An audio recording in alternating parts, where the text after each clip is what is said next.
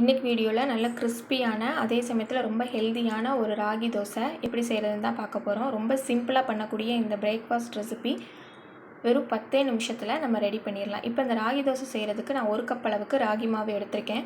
இதே கப்லேயே எல்லா இன்க்ரீடியண்ட்டும் அளந்து எடுத்துக்கணும். அப்போ தான் நம்ம தோசை கரெக்டாக இருக்கும்.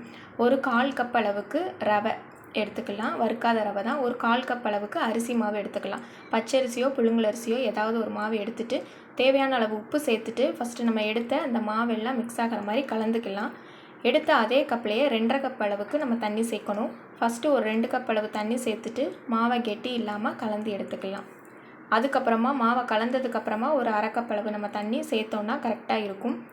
இந்த மாதிரி ராகி தோசைக்கெலாம் நல்லா கிறிஸ்பியாக வர்றதுக்கு தண்ணியோட அளவு கொஞ்சம் அதிகமாக சேர்க்கணும். இப்போ ஒரு 1/2 கப் அளவு சேர்த்துக்கலாம்.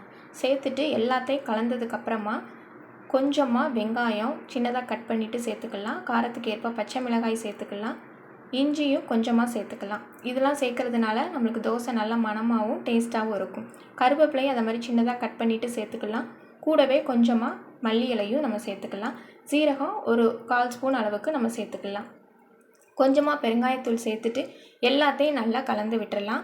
நம்ம இதில் ரவைலாம் சேர்த்ததுனால ஒரு 1/4 மணி நேரம் இதை ஊற வைக்கணும். அப்போ தான் ரவைலாம் ஊறி நம்மளுக்கு தோசை சாப்பிட்றப்போ ரொம்ப கிறிஸ்பியாகவும் இருக்கும். இப்போ ஒரு 15 நிமிஷம் கழித்து நம்ம எடுத்து பார்க்கலாம். இந்த மாதிரி ரவையெல்லாம் நல்லா ஊறி நம்மளுக்கு வந்திருக்கும்.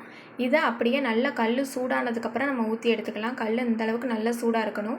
இதை நம்ம மற்ற தோசை மாதிரி இழுக்க முடியாது. அங்கங்கே ஊற்றிட்டு கொஞ்சமாக எண்ணெய் கூடுதலாக சேர்த்துட்டு உடனே தோசையை திருப்பாமல் ஒரு 2 to 3 நிமிஷம் அப்படியே வச்சுட்டு அதுக்கப்புறம் நம்ம திருப்பி எடுத்தோன்னா தோசை நல்லா ஒரு பக்கம் வெந்து இன்னொரு பக்கமும் நல்லா வெந்து வரும். உடனே திருப்பினோன்னா நம்மளுக்கு கல்லில் ஒட்டின மாதிரி ஆயிரும். கல்லுமே நல்லா சூடானதுக்கப்புறம் ஊற்றினா தான் நம்மளுக்கு தோசை நல்லா ரெடியாகி வரும். இப்போ அதை மாதிரி 2வது தோசையும் ஊற்றிக்கலாம். கல் அதே மாதிரி நல்லா சூடாக இருக்கணும். தோசையை ஊற்றுனதுக்கப்புறமா கூட நம்ம ஸ்டவ்வை மிதமான தீயில் வச்சுட்டு தோசையை வேக வச்சு எடுத்துக்கலாம். ஒரு 2 நிமிஷம் வேக வச்சுட்டு திருப்பி எடுத்தோன்னா நல்லா கிறிஸ்பியான ரொம்ப ஹெல்தி அண்ட் டேஸ்டியான இந்த ராகி தோசை சூப்பராக ரெடி ஆயிரும். இந்த ராகி தோசை தேங்காய் சட்னியோடு சாப்பிட்றதுக்கு ரொம்பவே சூப்பராக இருக்கும்.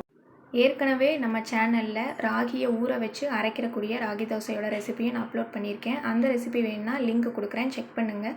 தோசை இந்த அளவுக்கு நல்லா சாஃப்டாகவும் அதே சமயத்தில் நல்லா கிறிஸ்பியாகவும் இருக்கும். கண்டிப்பாக நீங்களும் இந்த ராகி தோசை ரெசிபி ட்ரை பண்ணி பாருங்கள். இந்த வீடியோ உங்களுக்கு பிடிச்சிருந்தா மறக்காமல் உங்கள் ஃப்ரெண்ட்ஸ்க்கு ஷேர் பண்ணுங்கள். இது மாதிரி சிம்பிள் ரெசிபி பார்க்க சப்ஸ்கிரைப் பண்ணுங்கள்.